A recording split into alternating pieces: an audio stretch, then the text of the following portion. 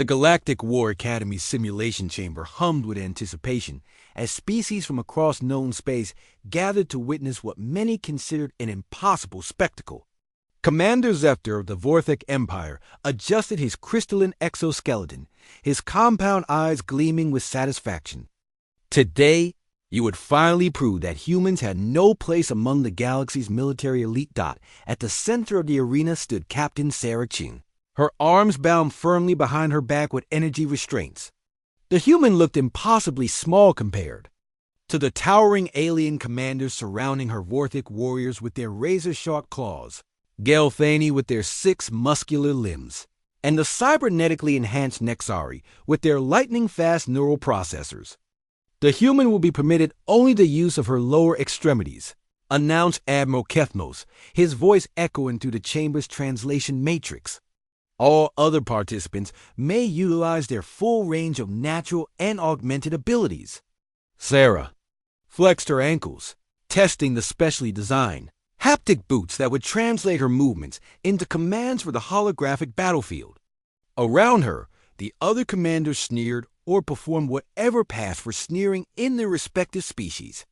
"This is your final humiliation, human," Zephyr clicked, his mandibles chattering with amusement. "When you fail here, your species will be relegated to support roles. No more will humans pretend to lead." Sarah said nothing. She had learned long ago that action spoke louder than words, especially when those words had to be translated across a dozen different communication systems. The simulation materialized. Around them, a complex urban environment with multiple objectives, defensive positions, and civilian populations to protect. Each commander would control a battalion of troops, competing for territorial control and strategic objectives. The winner would not only claim victory, but influence military doctrine for the next decade. As the battle commenced, Sarah immediately faced her first challenge.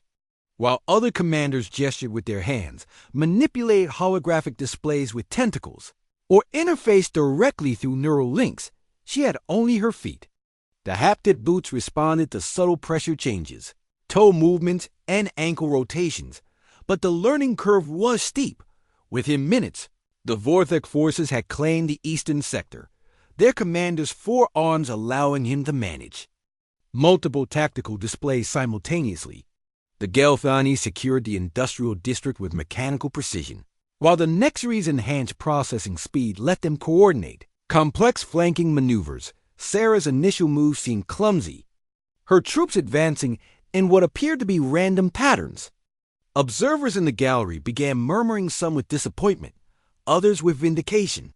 The human was clearly outmatched, but Sarah was thinking 3 moves ahead.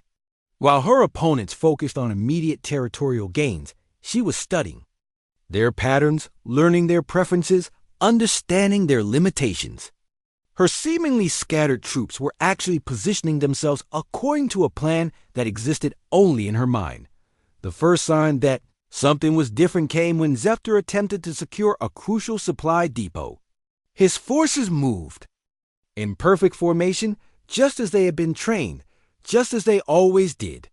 But Sarah's seemingly disorganized units were waiting. They struck from unexpected angles, using terrain that other species couldn't fully utilize. Humans, Sarah realized, were unique in their spatial awareness. Where other species moved in predictable patterns based on their physiology vortic in rigid formations, Gelfani in mathematical precision humans could adapt to any environment. And feet, it turned out, were remarkably expressive tools. When one learned to use them properly, her right foot controlled unit movement with ballet-like precision, each toe commanding a different squad. Her left foot managed logistics and communications, heel pressure adjusting supply lines, while arch movements coordinated with allied units. It was like conducting an orchestra, but with her entire lower body as the instrument. As the simulation progressed, Sarah's tactical genius became apparent. She didn't just adapt to fighting with her feet, she revolutionized it. Her troops moved in fluid, organic patterns that confused and frustrated her opponents. When the Nexari tried to predict her next move using algorithmic analysis, she shifted to intuitive chaos that their computers couldn't process. When the Gelthani attempted to overwhelm her with mathematical precision, she responded with creative asymmetric warfare. The turning point came when all three alien commanders attempted to coordinate a joint assault on her central position. It should have been her defeat three superior forces converging on her weakened center. Instead, Sarah's preparation paid off.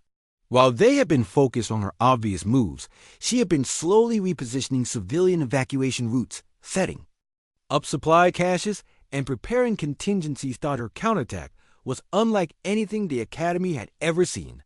Using her feet with surgical precision, she orchestrated a defense that turned the aliens' strength against them. The Vorthic's rigid formations became trapped in urban choke points. The Gelthani's mathematical approach was disrupted by deliberately chaotic human tactics.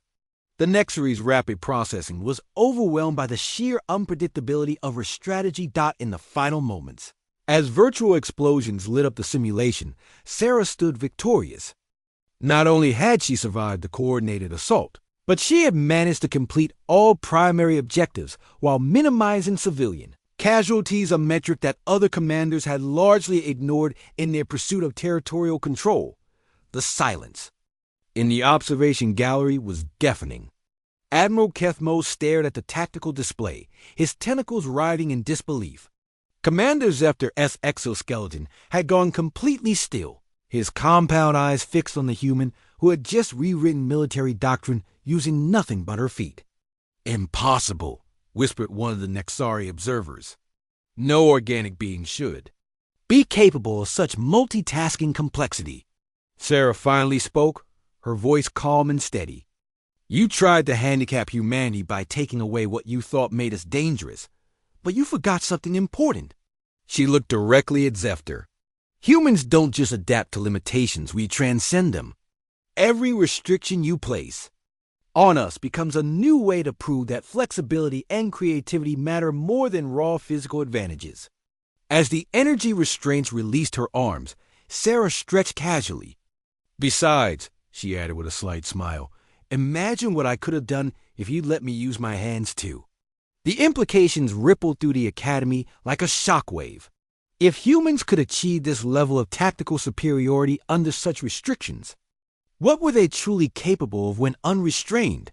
The answer would reshape galactic military thinking for generations to come. In the end, they hadn't just banned her from using her hands, they had forced humanity to discover entirely new ways to dominate the battlefield.